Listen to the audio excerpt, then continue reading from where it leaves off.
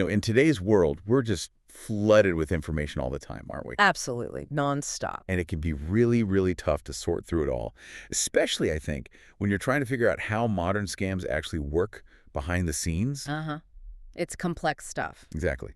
So that's why we wanted to do this deep dive today. We're going to focus specifically on some recent cyber frauds originating from New in India. Right. New. There's been quite a bit happening there. Yeah. And our mission here really is to unpack the mechanics. How do these scams actually operate? What, surprising details came out? And what does it all tell us about how cyber criminals are adapting their tactics? And we're basing this on solid information. Correct. Everything we're discussing comes directly from the source material titled New Cyber Frauds, Pencil Scam to ATM Kit Racket Exposed. So we're essentially giving you a shortcut, a clear path to understanding these critical details. Okay. And what's really quite striking here is, well, the effectiveness of the police response in New District, they actually managed to arrest 6 suspected cyber criminals. 6 people in separate incidents. Across 3 distinct cases, yeah. These arrests happen in Tirwada and Firozpur Dahar villages, and they really exposed this quite sophisticated network. A network that had defrauded people out of how much? Several lakhs of rupees. Wow. Several lakhs, just so everyone's clear. That's hundreds of thousands of rupees. That's a staggering amount of money. It is a huge impact on the victims. And the methods they used. That's what's really interesting. Let's get into that first big case mentioned, the Nataraj pencil job scam. Sounds almost harmless, doesn't it? It does, but it was far from it. In that case, investigators, they grabbed 2 brothers, Tawheed and Wahid, from Tirwada village. They were apparently running this fake work-from-home scheme. And the clever part was using a brand name everyone knows, a Nataraj pencil company. Right, leveraging that existing trust. Exactly. It taps into something real, the need for jobs, and it doesn't need super high-tech skills, which means they can scale it up pretty easily. So they're playing on this massive trend of people looking for remote work. Right. Makes sense.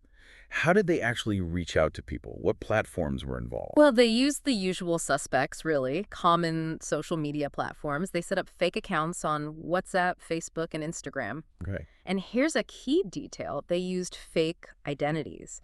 Names like Rajiv Singh and Pooja Devi, sort of generic but relatable, Right. Names that wouldn't raise immediate suspicion.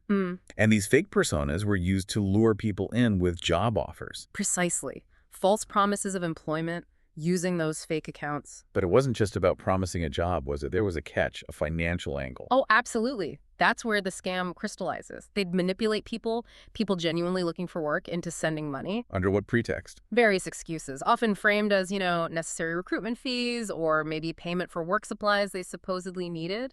Ah, the classic advance fee fraud, basically. It is. It's a classic setup. Create the hope, offer the job, then demand money up front before anything real happens.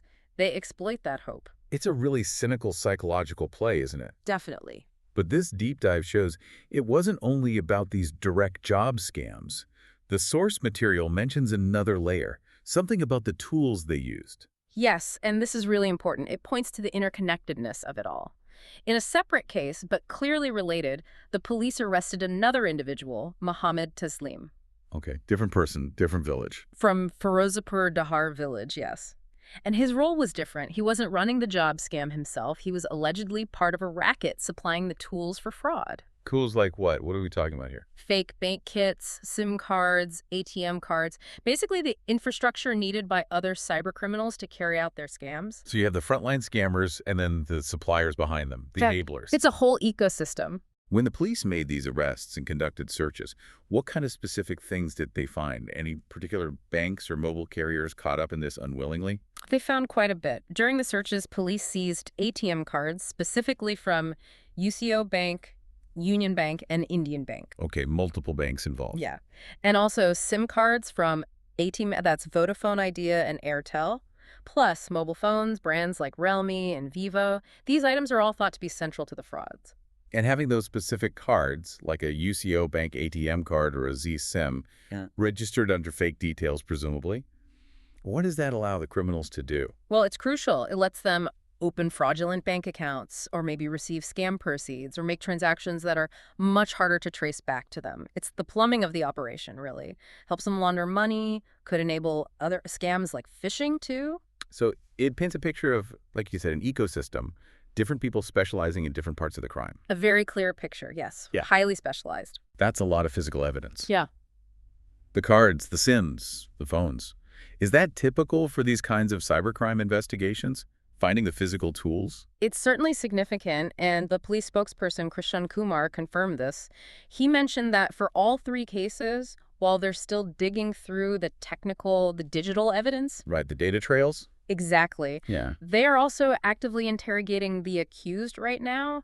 This suggests they're really trying to map out the whole network, follow both the digital and the physical connections. Trying to dismantle the entire operation, not just arrest a few individuals. That seems to be the goal. So when you step back and look at this deep dive into the new cyber frauds, what really emerges is this kind of duality. Duality? How so? Well, on one hand, you have these very targeted, direct scams, like the Nataraj pencil one, preying on people's need for jobs, using those fake identities, Rajiv Singh, Pooja Devi, on platforms like WhatsApp, Facebook, Instagram. Right, the user-facing scam. Exactly. But then on the other hand, you've got this whole underlying supply chain.